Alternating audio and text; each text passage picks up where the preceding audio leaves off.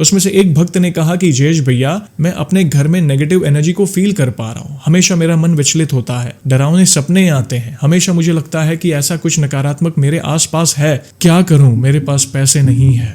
मेरे पास पैसे नहीं है तो क्या प्रभु की कृपा मुझ पर नहीं होगी?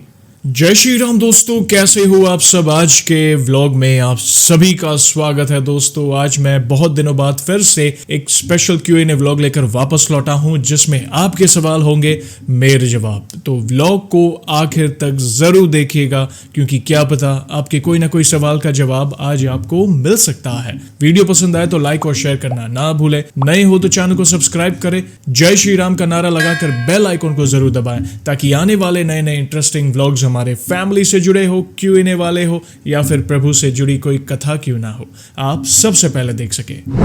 सबसे पहला सवाल बहुत ही इंपॉर्टेंट सवाल है, ध्यान से सुनिएगा। और कई लोगों द्वारा ऐसे सवाल मुझे पूछे गए हैं। उसमें से एक भक्त ने कहा कि जयेश भैया, मैं अपने घर में नेगेटिव एनर्जी को फील कर पा रहा हूँ। हमेशा मेरा मन विचलित होता है, डरावने सपने आते हैं, हमेशा मुझे लगता है कि ऐसा कुछ नकारात्मक मेरे आसपास है। कई लोग पूछते हैं कि मैं हॉस्टल में रहता हूँ। कई लोग कहते हैं कि मेरे ट्रांसफरेबल जॉब है, तो मैं किसी क्वार्टर में मुझे रहना पड़ रहा है जहां पे वो नेगेटिव एनर्जी फील कर रहा हूं। और हाल ही में एक महिला भक्त ने मुझे और एक मैसेज किया था इससे जुड़ा ही कि जयेश भैया, मैं तो भारत में हूं, मेरा बेटा इंडिया के बाहर रहता है और वो ऐसी एनर्जीज फील कर रहा है, उसे डरावने सपने आ रहे हैं, हमेशा वो निराश रहता है, डाउन होने लगा है, डिप्रेस होने लगा है। क्या करूं? प्लीज इस स्थिति में मुझे बताएं। इसके बारे में मैं तो इतना ही कहूंगा कि हमारे प्रभु से बड़ी कोई शक्ति नहीं। ऐसा नहीं है कि नेगेटिव एनर्जी नहीं होती है, लेकिन जिस जगह पर हमारे प्रभु के नाम का स्मरण होता है, प्रभु के नाम का जाप होता है, भजन होता है, कीर्तन होता है, धूप दीप अगरबत्ती आदि जो भी आप पूजा आराधना करते हैं, इन शॉर्ट बताऊं, प्रभु के नाम का स्मरण होता है ना जिस जगह पर, वहां पे नेगेटिव एनर्जी टिक नहीं पाएगी।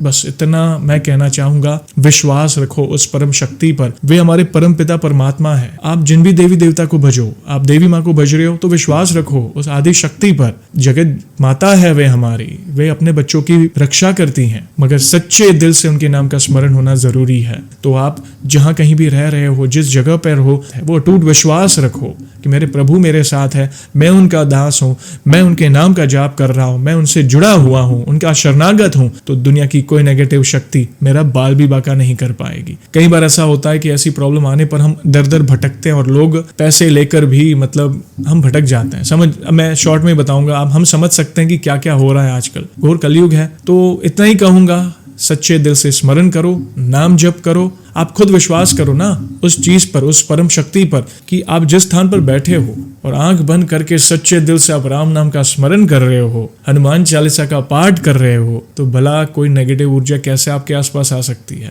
कोसों दूर रहेगी, भाग जाएगी आपके इर्द गिर्द। वो आप कहते हैं ना, वो भटक ही नहीं पाएगी। प्रभु एक ऐसा रक्षा कवच बना देंगे आपके आसपास, तो चिंता ना करें, विश्वास रखें प्रभु पर। अगर घर में गंगा जल भी हो, पवित्र गंगा जल की महिमा तो आपको पता, आप छिड़क दीजिए। कई लोग कष्टभंजन सारंगपुर से वो पवित्र जल लाते हैं, प्रभु का अभिषेक किया, वो छिड़क देते हैं। अगर आप इंडिया के बाहर हो, वो सुविधा नहीं है, और जहां पे भी अगर वो सुविधा नहीं है, तो आप जब पूजा आराधना करते हैं तो जल का पात्र रख दीजिए, सच्चे दिल से राम नाम का स्मरण, हनुमान चालीसा का पाठ, और साथ ही साथ पाठ करने के बाद 2 चौपाई बोलिए। या तो आप कह सकते हैं, भूत पिशाच निकट नहीं आवे, महावीर जब नाम सुनावे, ना से रोग हरे सब पीरा, जपत निरंतर हनुमान बीरा, और फूंक मारकर उस जल को ग्रहण करे और घर में भी पवित्र जल को छिड़क दे। वो विश्वास, मैं कहता हूं ना, वो विश्वास, अगर विश्वास है तो मैं हर जगह हूं, नहीं तो आपके घर के मंदिर में नहीं। वो विश्वास कि प्रभु मैं आपका हूं, आप मेरे हैं, तो दुनिया की भला कोई नेगेटिव ऊर्जा कैसे मेरा कोई नुकसान कर सकती है? ऐसा कुछ भी हो तो ये जरूर करिए। देखना धीरे धीरे ऑटोमेटिकली ये सारे विचार आने बंद हो जाएंगे। अगर कोई नेगेटिव ऊर्जा आपके आसपास होगी भी ना,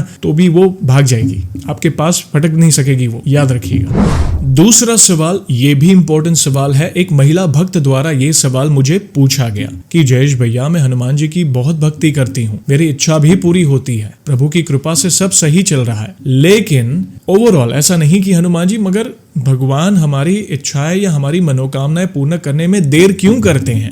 ध्यान से सुनिएगा, बहुत इंपॉर्टेंट सवाल है ये। कई लोगों के दिमाग में ये कंफ्यूजन है, वो चीज हमें मिलती तो है मगर वो बहुत देरी से मिलती है। प्लीज इस बारे में आपके क्या विचार है? मैं तो इतना ही कहूंगा कि ये हमारी मनुष्य वृत्ति है ना, ये मैंने कई बार कहा है, एक सीमित दायरा है हमारे विचारों का, और सबसे बड़ा माइनस पॉइंट हमारे माइंडसेट का ये हो जाता है कि हम धीरज नहीं रखते। प्रभु हमारी हर इच्छा, अगर आप शरणागत हो, प्रभु आपकी हर इच्छा सही समय पर ही पूर्ण करते हैं। ये हमारा ही माइंडसेट है जो इम्पेशंस है, धीरज नहीं है हमें सब कुछ बहुत जल्दी जल्दी चाहिए होता है। बहुत इंपॉर्टेंट बात है, ये हमारे माइंडसेट से जुड़ी है। लोग कहते हैं ना, प्रभु के घर देर है अंधेर नहीं। अरे देर भी नहीं है, मैं तो कहता हूँ उन्हें सब पता है, हमारे प्रभु को तो सब पता है मेरे भक्त को कब और क्या देना है, कब उचित है कब उचित नहीं है। तो ज्यादा ना सोचे, प्रभु पर जो विश्वास रखा है ना उसे बनाए रखिए। प्रभु आपकी इच्छा, आपकी मनोकामनाएं सही समय पर ही पूरी करते हैं। मगर ये हमारा जो उतावलापन होता है ना,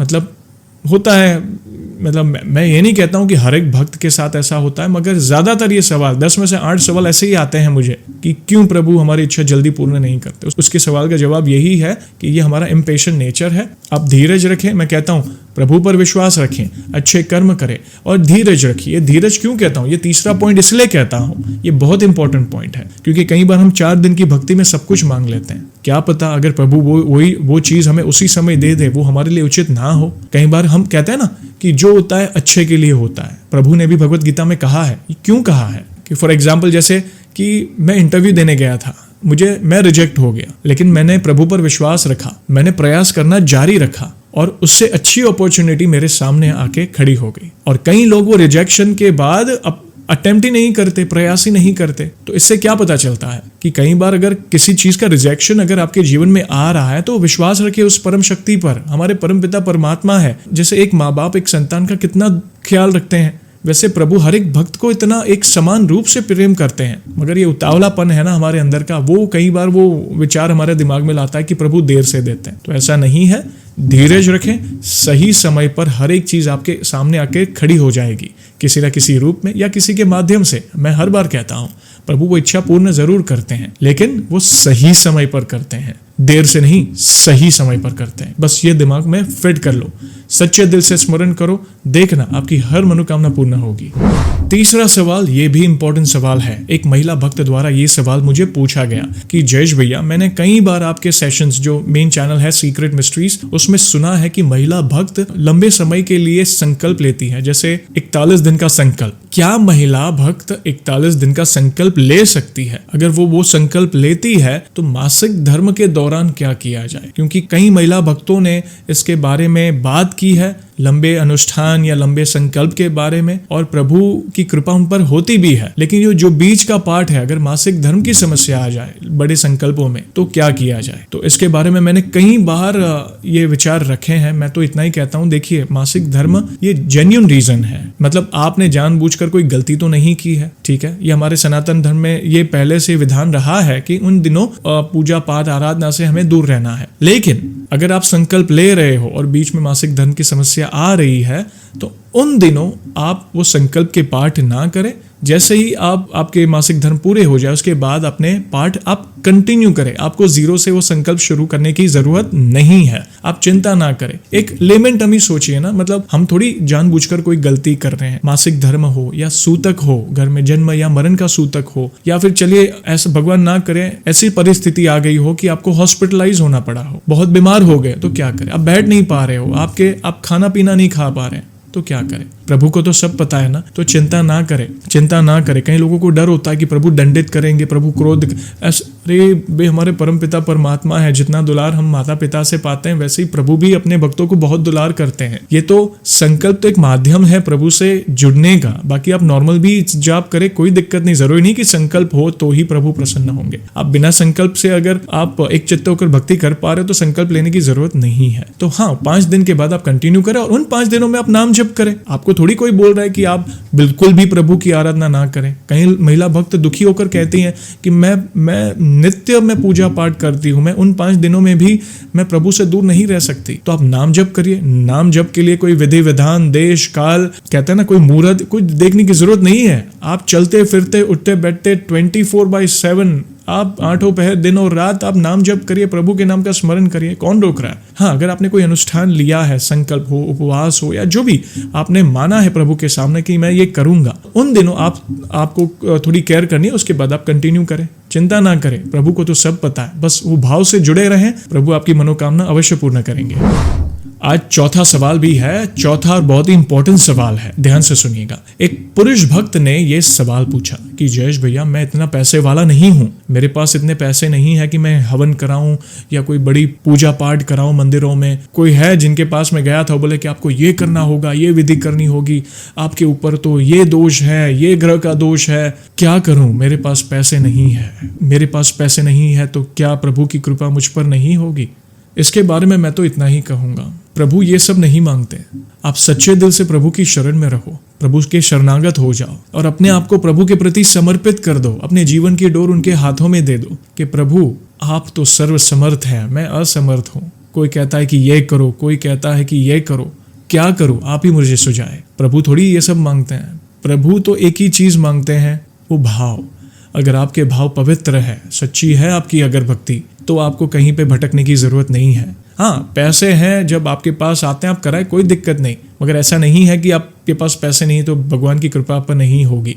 आप दिल से जुड़े, आप दिल से जुड़े, दिन में थोड़ा समय निकालें, प्रभु से अपनी प्रॉब्लम शेयर करें। सच्चे हनुमान जी, अगर आप हनुमान जी के शरणागत हो, हनुमान जी को क्या प्रिय है? हनुमान जी को राम नाम प्रिय है। आप नित्य राम चरित्र का गुणगान करें, राम नाम का जाप करें, राम नाम से जुड़े भजन गाए, कीर्तन करें। किसी भी चीज में अगर आप आगे बढ़ रहे हो जीवन में, प्रभु को प्रमुख रखकर वो कार्य करें, देखना कोई विघ्न नहीं आएगा। प्रभु की कृपा आप पर जरूर होगी। सारे ग्रह प्रभु की शरण में है। तो अगर आप भी प्रभु के शरणागत हो तो भला क्यों टेंशन लेना? होता है, मैं ऐसा नहीं कहता हूँ ज्योतिष शास्त्र, ज्योतिष विद्या गलत है, लेकिन पैसे नहीं तो क्या करें? 2 वक्त का गुजारा निकलना भी मुश्किल है, कई बार हो जाता है। तो इन चीज़ों के लिए कोई विधि करनी है, पाठ। अरे प्रभु तो सर्वसमर्थ है ना, प्रभु तो सर्वसमर्थ है, तो क्यों टेंशन लेते हो? आपने सीधा, वो कहता है ना, आपकी अर्जी सीधा हेड ऑफिस में लग गई है तो आपको कहीं पे और भटकने की जरूरत नहीं है। आपको दुनिया की सारी बुराई, बुरे दोषों से आपको बचाकर रखेंगे। हनुमान चालीसा में वो पंक्ति है ना, सब सुख लहे तुम्हारी शरणा, तुम रक्षक काहू को डरना। यही तो मेन चीज है, इसे समझ जाओ। कहीं पे भटकने की जरूरत नहीं है, बस प्रभु के नाम का स्मरण करो, नित्य प्रभु को धन्यवाद दो अपने जीवन के लिए। अगर प्रॉब्लम्स है तो प्रभु से शेयर करो कि प्रभु ये है, मेरे लिए जो उचित है वो आप करिए। मैं आपकी संतान हूं, मैं जो करना है अभी आपको करना है प्रभु। बस मुझे प्रेरणा दीजिए कि मैं अच्छे कर्म करूं, मुझ में धीरज आए, मुझ में अहंकार ना आए, ये सब मांगिए। बाकी ये दोष वो दोष, कहाँ भागोगे? कौन सच्चा है कौन झूठा है हमें कैसे पता? तो प्रभु के शरणागत रहें, आपको किसी से डरने की जरूरत नहीं है, किसी के पास जाने की जरूरत नहीं है। बस अपने अच्छे कर्म अपने अच्छे रखिए, प्रभु के लिए, प्रभु की भक्ति में समर्पित रहें। देखना सब कुछ आपके अनुरूप हो जाएगा, प्रभु सारी व्यवस्था आपके लिए कर देंगे, याद रखिएगा। और दोस्तों, आप सभी को तो पता ही है कि व्लॉग को हम ऐसे ही एंड नहीं करेंगे। प्रभु के नाम का गुणगान जो करना है, आज भी मैं बहुत अद्भुत पंक्तियां लाया हूं प्रभु से जुड़ी, ध्यान से सुनिएगा। ये पंक्तियां आपको कैसी लगी मुझे कमेंट के माध्यम से जरूर बताएगा। तो शुरू करते हैं। बोलिए सियावर रामचंद्र की जय, पवन सुत हनुमान की जय। राम उठत राम चलत राम शाम भोर है, राम बुद्धि राम चित्त राम मन विभोर है, राम रात्रि राम दिवस राम स्वप्न शयन है, राम काल राम कला राम मास अयन है, राम शब्द राम अर्थ राम ही परमार्थ है, राम कर्म राम भाग्य राम ही पुरुषार्थ है, राम स्नेह राम राग राम ही अनुराग है, राम कली राम कुसुम राम ही पराग है, राम भोग राम त्याग राम तत्व ज्ञान है, राम भक्ति राम प्रेम राम ही विज्ञान है, राम स्वर्ग राम मोक्ष राम परम साध्य है, राम जीव राम ब्रह्म राम ही आराध्य है। जय श्री राम, जय श्री राम। रोम रोम राममय हो गया। हनुमान जी को तो सबसे प्रिय प्रभु श्री राम है, तो मैंने सोचा क्यों ना आज प्रभु श्री राम से जुड़ी कुछ पंक्तियां आपको सुनाता हूं। दोस्तों, ये पंक्तियां आपको कैसी लगी प्लीज कमेंट के माध्यम से मुझे जरूर बताएगा। वीडियो पसंद आई हो तो लाइक और शेयर करना ना भूलें। नए हो तो चैनल को सब्सक्राइब करें, जय श्री राम का नारा लगाकर बेल आइकॉन को जरूर दबाएं, ताकि आने वाले नए नए इंटरेस्टिंग व्लॉग्स हमारे फैमिली से जुड़े हो, Q&A वाले हो या फिर प्रभु से जुड़ी कोई कथा क्यों ना हो, आप सबसे पहले देख सके। और जल्दी लौटूंगा मैं एक और इंटरेस्टिंग व्लॉग के साथ। तब तक जय श्री राम, जय हनुमान।